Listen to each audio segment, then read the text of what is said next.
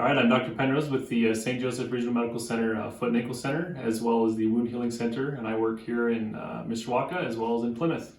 It's well known that increased blood sugars over time they cause nerve damage, and that nerve damage tends to be irreversible.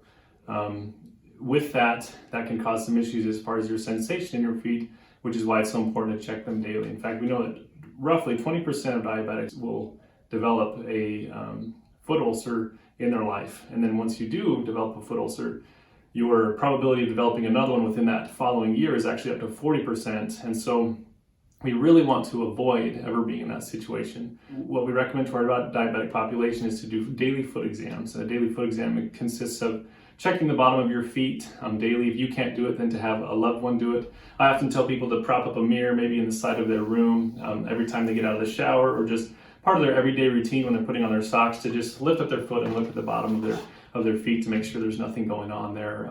Also, any sort of calloused areas or blistering tissue, those would all be signs of concern that you would want to get that checked out. And really my advice is, if there's any concern at all, please feel free to come in, because we would much rather have somebody come in and say, you know what, we don't have an issue here, as opposed to the other direction when we have someone come in and we say, you know, this is a problem and this is gonna take a long time to heal.